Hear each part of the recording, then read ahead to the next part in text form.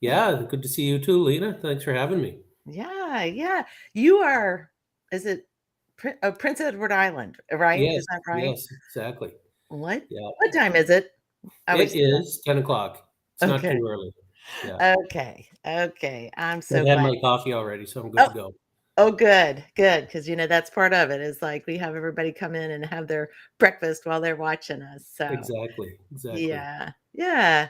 Man, I am so glad to get time with you because well, you help me all the time. I just want everybody to know that you are like a huge friend and coach and mentor, just so many things. And so I just cherish the time. But I also think that you have such a unique and special story that this came from your focal point coaching. You really talk about adversity and getting through that, and it's not just business, right? It's from a personal perspective, and I just want you to tell your story about that this morning. Yeah, no question. You're certainly one to know about adversity and building resilience in your own personal situation in life, not just in business. And it really could speak about a lot of different areas, but I like to touch base on the aspect of adversity and how we build resilience. So, really, like a little bit on the personal side for me about the adversity I endured, but really that said, I don't know any entrepreneur that hasn't had to fight through their own challenges. I mean, when you run your own business, that's kind of the way it is. But for me, it started, I've been married for 33 years. It started when I was running my own business. I was 22, and my wife was diagnosed with chronic depression, and that lasted for the better part of 20 some years. And, uh, one of the things that I noticed is, the courage that she had to continue on day by day. And anybody with any sort of chronic illness, especially long lasting, it affects the tolls take a big effect on the people that they're going through, but also the people that are close to them and giving care to those people. So um, that experience really shaped my life. And we're through that now, but at the end of the day, I wouldn't give it back because, many times the adversities that we do sort of work through, we learn from. And today I look at it as a gift. And, I wouldn't want to do it again, but I'm thankful for it. And so, really, one of the things that I found though was running a business. You're spinning all these different plates. Plates being, clients, sales, suppliers, finances, employees. It just goes on and on. And so to balance all those plates, and then to go home and face that chronic illness at the same time. At some point, most entrepreneurs find when it comes to something like that, and people in general don't have to be running a business, but you end up dropping a plate or a couple of plates. And because your own balance and your own health tends to go by the wayside as you're trying to, serve everybody else. And Right.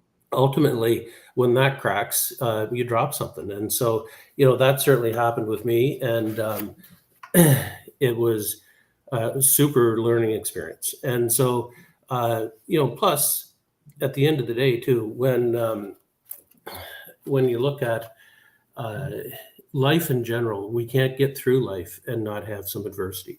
So, how do we apply that to our business? And to me, that's one of the great empathies that I have for entrepreneurs. And you don't have to be going through some major trauma.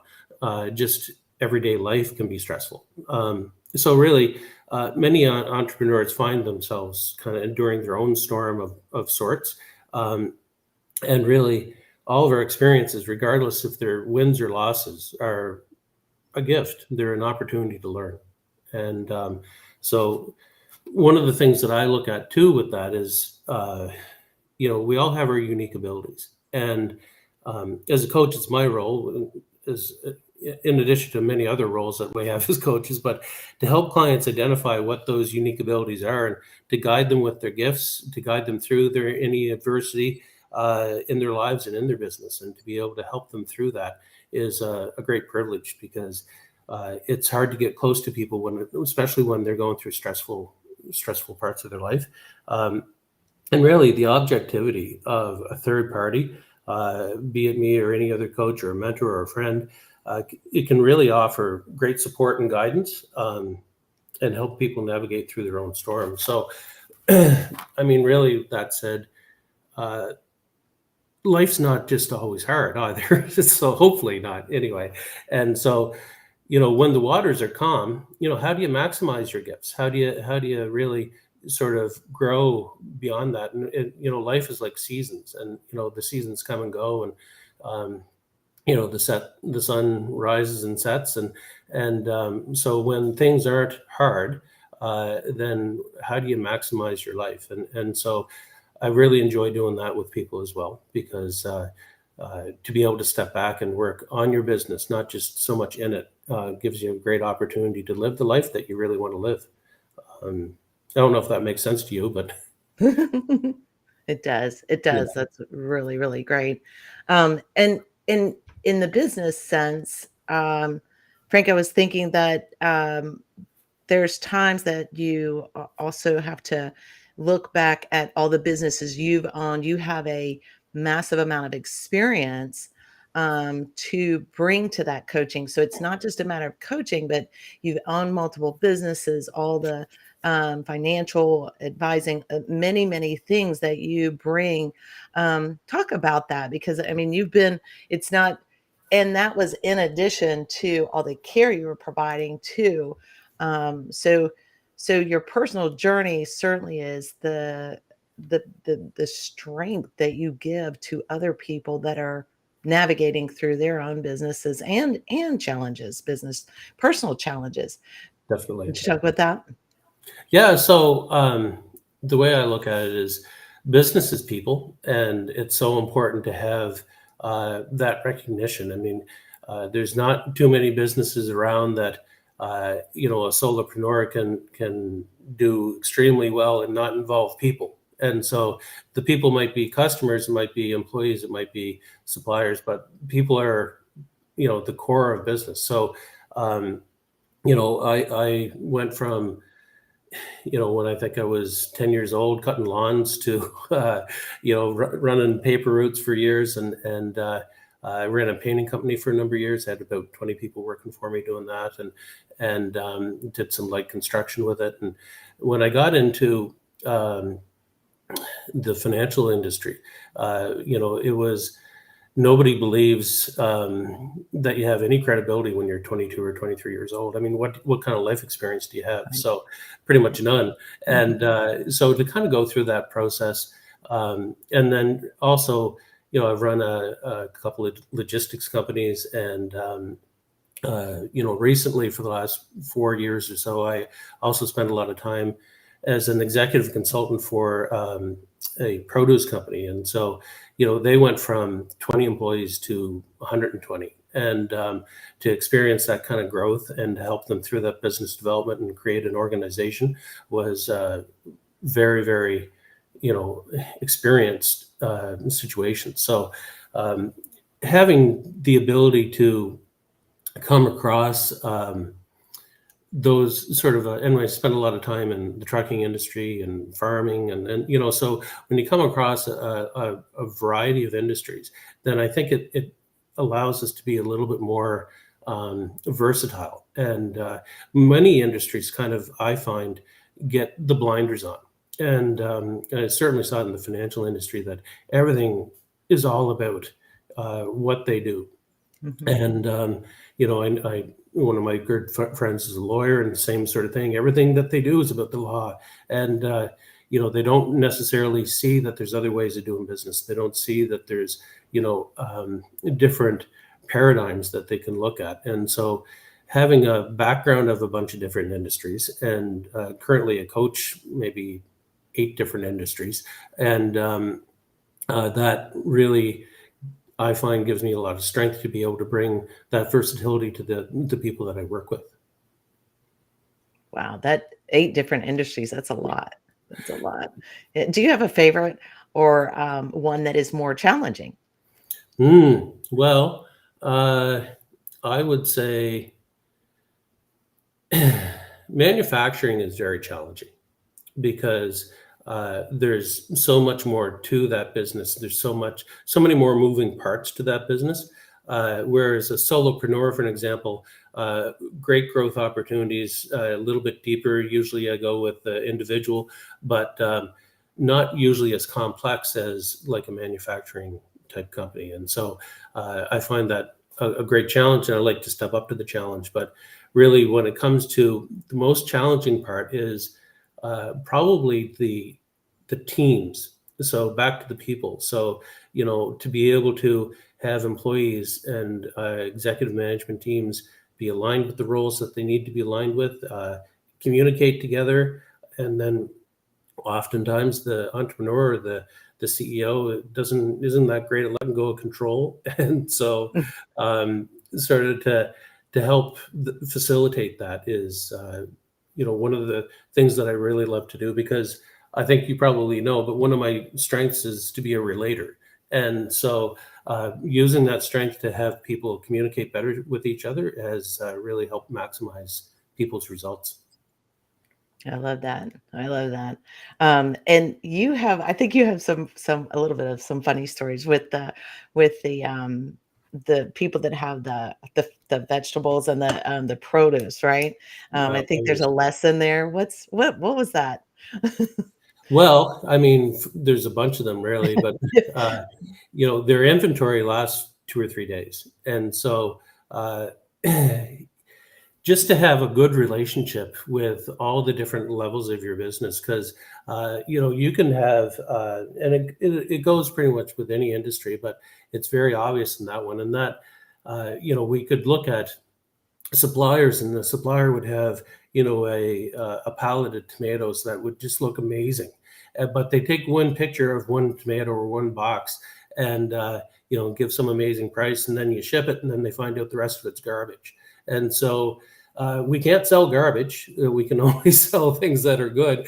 And so um, you know learning from that experience, that to deal with people that you really can trust, that have the integrity behind what they do, makes a huge difference. And then even with COVID too, like I've seen my own business as well as other businesses be able to pivot relatively quickly, and then other businesses not. And just to be able to be aware of that opportunity when there's change, any change. And so that kind of brings me to something else I kind of wanted to talk about, is sort of the illusion of security. And so Mhm.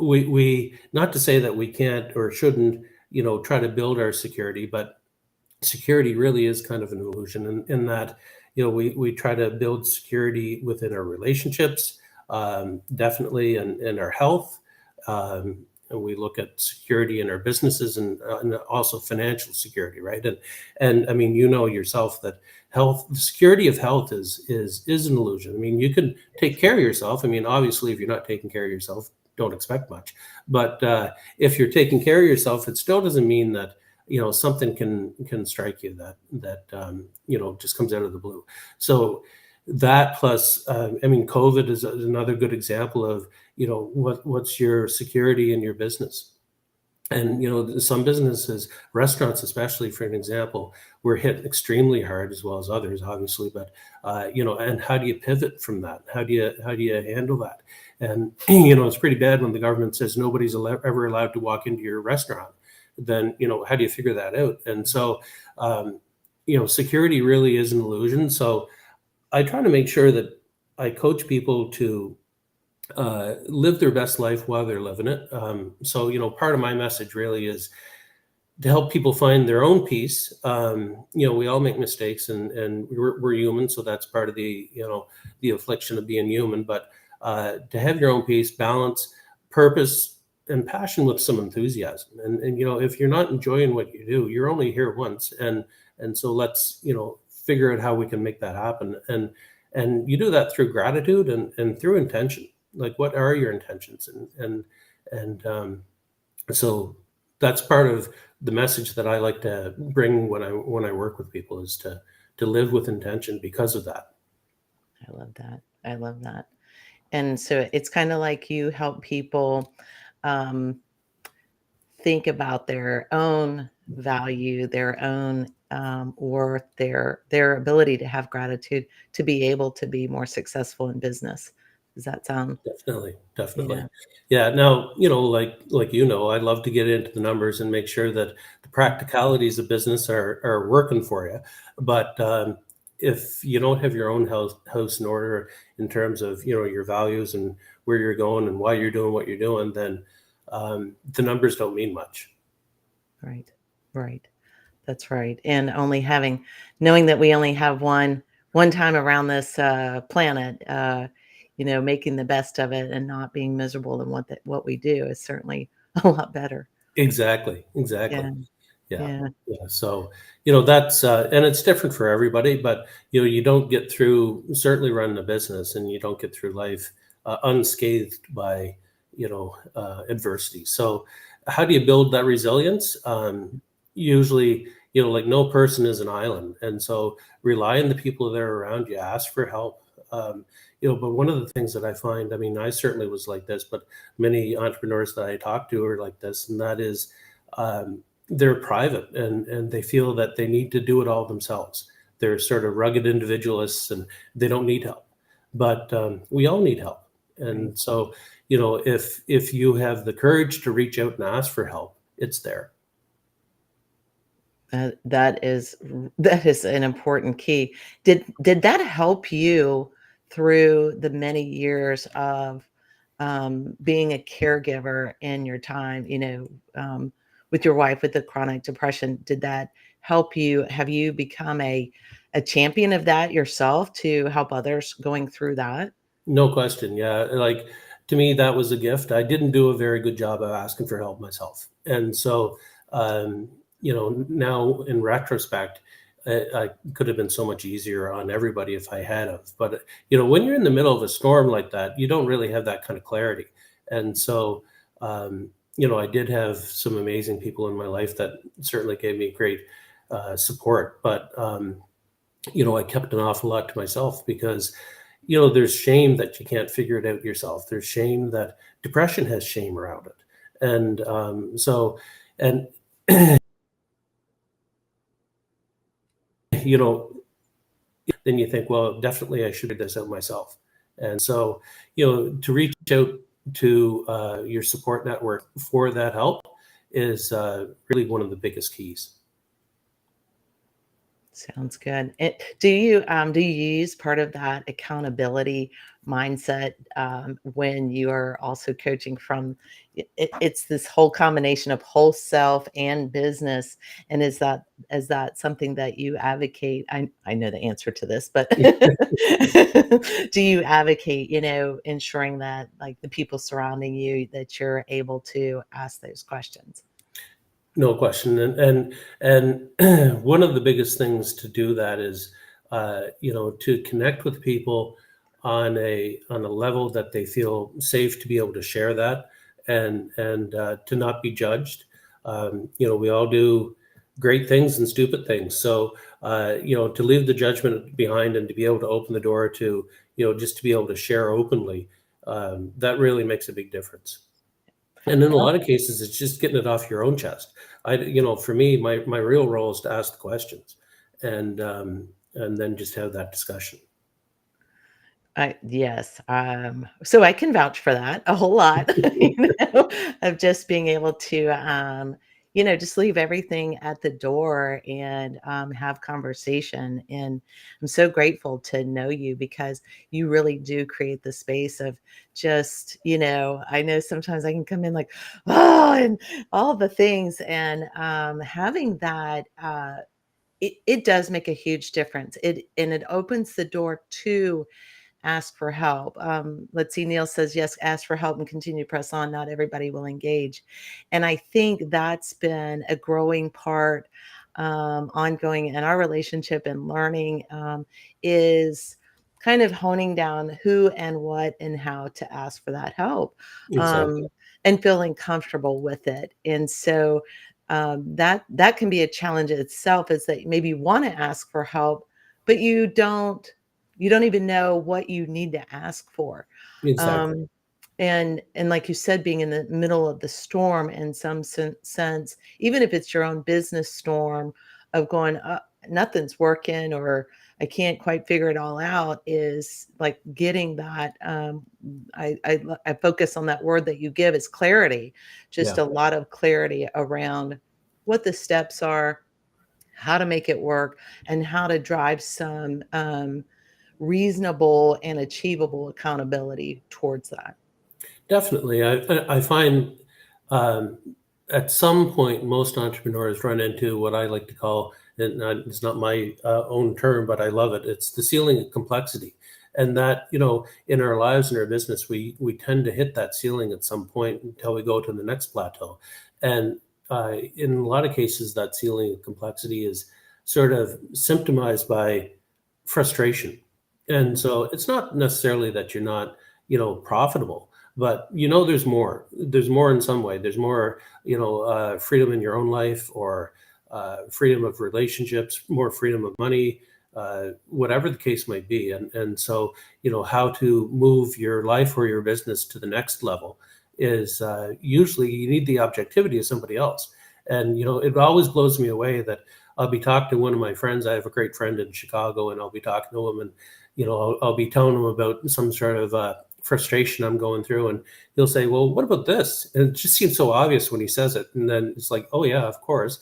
And so because we're in our own heads, Yeah. and so it's great to be able to reach out to people and have that sort of objectivity from someone else. I love that. I love that. Man, this is so good.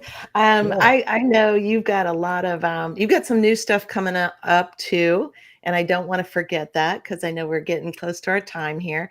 sure. Tell me about that. What you got coming up here soon? Well, my true passion is to do one-on-one coaching, and Mhm. because I like to go deep with people and have long-term relationships with them, and see them go through their growth stages. But as sort of a couple of different projects that I have on the go, I'm going to start doing a entrepreneurial growth course later in the fall for entrepreneurs that have hit some version of their ceiling complexity themselves, and sort of how to move past that and grow their business. And then also something that's starting up in a couple of weeks is a new financial advisor. So somebody that's under 5 years in the financial advising business, and the the retention rate in that industry in North America is 5 to 10%, and Mm. so um, there's just not enough support for a lot of those people. And so recognizing that, I know I can help them, and so I designed this course, and we'll go through. It's a two month course, and it'll cover some of the basics and give them another kickstart. So that's I'm excited about that. I have a few people enrolled in it already, and up to a certain number, then we can start have to break it up. But it's good to have a group of people, because the sharing of people's situations in the same sort of scenarios is really helpful. Oh, that's fantastic. Yeah, Man, those are really good ones. Awesome.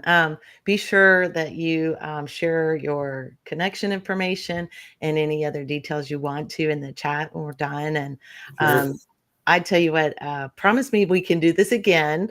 Yeah, we will.